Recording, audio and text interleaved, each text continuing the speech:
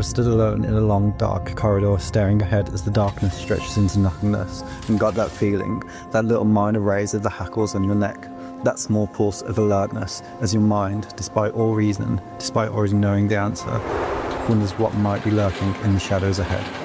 Have you ever thought you were alone and then heard a noise? Have you ever let your curiosity overwhelm your reasoning and paid a price? Fort Solis is a strange game. Mechanically, the gameplay elements consist of walking around a space station on Mars, interacting with various screens, buttons and environmental objects, and in my experience, mostly failing QuickTime events.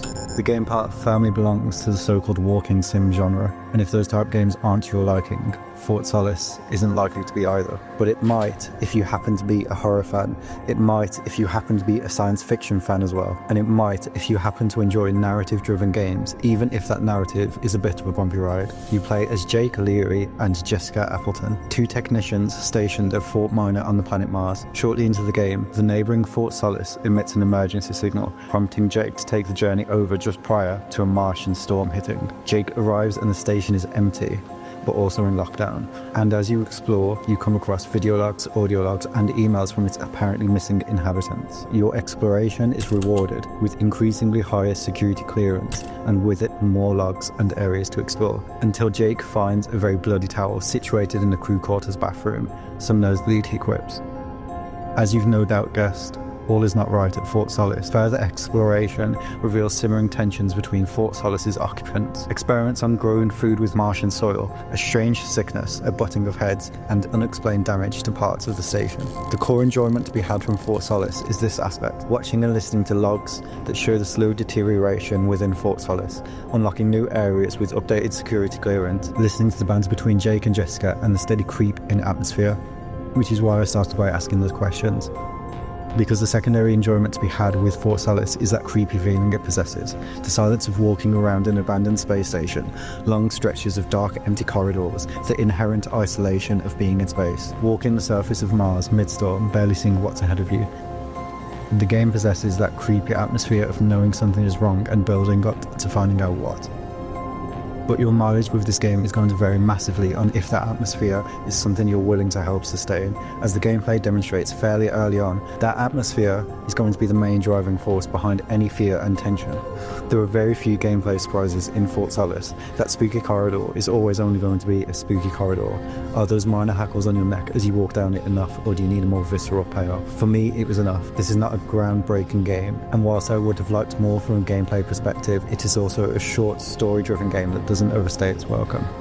Rating it purely on a gameplay level is actually fairly easy. If you prefer your games with gameplay, avoid this. But gameplay clearly wasn't the goal with Fort Solis. The intention is to tell a narrative, and the main overarching narrative is compelling. Why is Fort Solis empty? Where are its occupants? Who did this? Will our characters survive? These are the questions you will ask as you play. The plot reminded me of a much less violent Dead Space, coupled with the film Sunshine, with two main characters who are likeable enough, albeit being sparsely characterized. The narrative itself builds to a finale that did surprise me somewhat, and has a middle swap around of characters that does ramp up the tension. I feel this moment in the story in particular suffers the most from the limited gameplay features, however. It is a moment ripe for a gameplay evolution, as at this point we are mostly familiar with the Fort Solis map.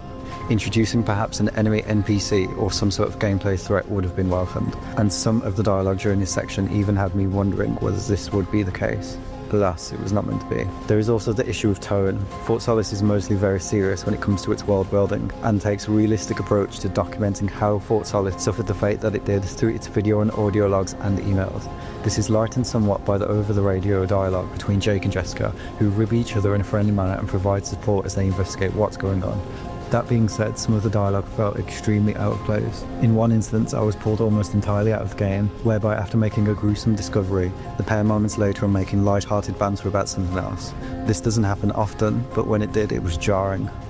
One area of Fort Solis is almost impossible to fault though, is presentation. The game looks stunning. Mars is a sandy, oppressive, inhospitable environment, the storm whipping small rocks across the screen, the blurred red and white lights of the outpost offering the barest glimpse of a silhouette of the different sections of the station. Inside, the environments look crisp. Harsh white lights illuminate rooms, screens project a hazy blue light, and the rooms are densely packed and full of environmental storytelling, and the dark is dark. almost pure black, your flashlight and most welcome companion. It is a visual feast for the eyes, with animation and character models also being stellar, which brings me to the end of my thoughts on this game. If you're looking to kill a few hours on a short horror story and enjoy great graphics, and you don't mind your game not being very well gamey, check it out.